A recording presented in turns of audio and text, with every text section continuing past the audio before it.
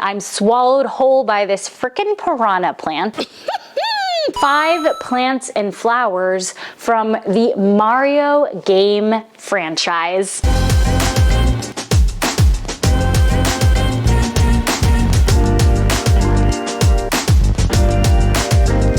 Hello, fellow plant weirdos. It's your girl Carmiel Marceline. If you are new to the channel, hey, welcome to the family. We unabashedly hyperfixate on plants here. I am bringing my love of plants and video games together forever. If you didn't know, I've already done a couple of these fun videos on my channel. I'm going to link my playlist up there for you. I've done 2 videos on Zelda and 1 on Pokemon. But are you in for a treat? Because today we are talking about 5 plants and flowers from the Mario game franchise. We are going to talk about all of them and how you can grow them in real life. Mario plant number 1. Talking flower. These look like a plunger that is upside down, except they are this golden yellow and orange color.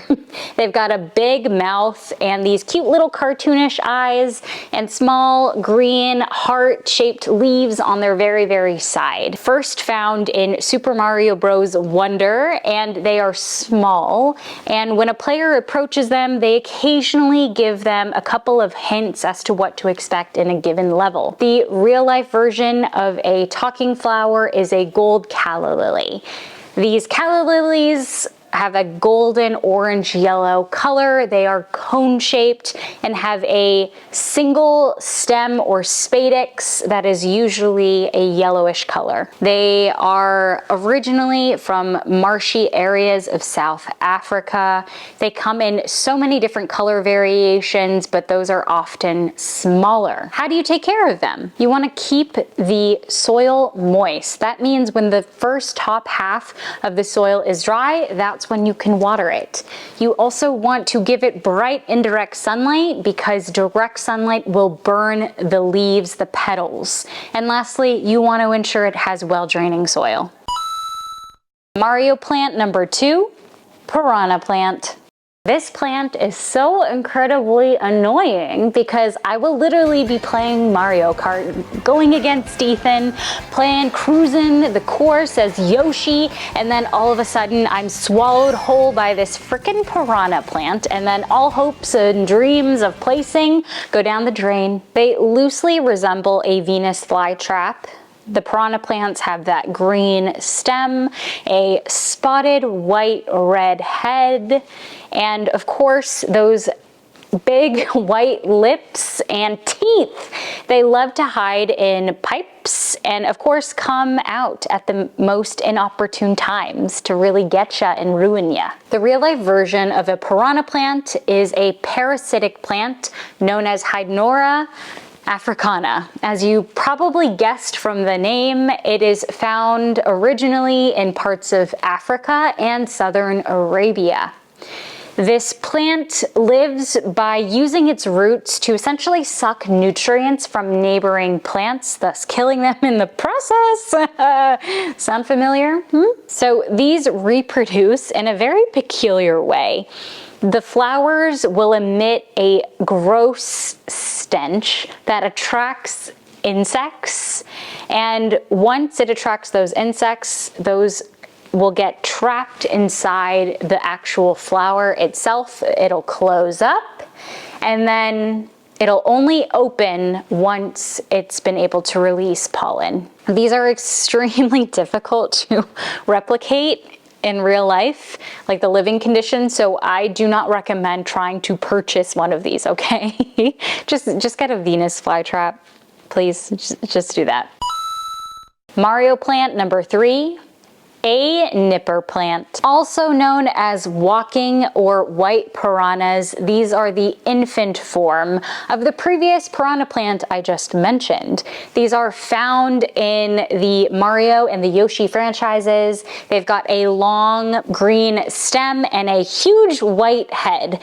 And essentially, whenever you walk past this creature in the game, it will nip at you. hence the name. In real life, a nipper plant is actually a white tulip. Tulips are originally from Turkey and Central Asia.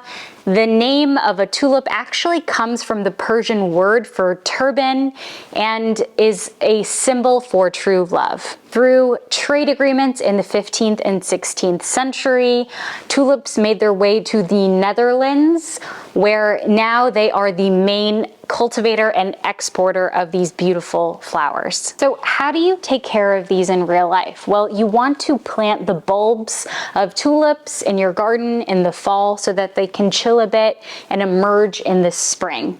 You want to give it access to plenty of direct sunlight, have it be in well draining soil because they do not like to stay moist, and then of course water them only, and I mean only, if the soil is completely dry or if it hasn't rained outside in the last 2 weeks. Mario plant number 4, Comu. These are walking kelp-like creatures found in Super Mario Odyssey. They live underwater, primarily in the lake and seaside kingdoms. They are tall, have these like jagged leaf edges, and they've got these pretty haunting, ginormous eyes that stare deep into your soul. They can't leave the water, but they do love to attack Mario, really love to attack Mario, and you can defeat them by just flipping Cappy. Comu closely resembles seaweed. And seaweed is essentially a genre of marine plants and algae that live in various bodies of water such as oceans, rivers, lakes, etc. Seaweed plays a very important role in ecosystems because it provides shelter and food for marine animals. It cleanses coastal water, and it also absorbs carbon dioxide. Apparently, you can actually grow seaweed at home. You just need the right conditions and environment, but to be honest, I think I'm good. Mario plant number 5, Cacti. These are found in Mario and Luigi Dream Team. They are found in the dozing sands, and they will not attack you unless you attack them because they like to reciprocate. The number of attacks or hits depends on the number that you use to attack or hit them, hence reciprocity.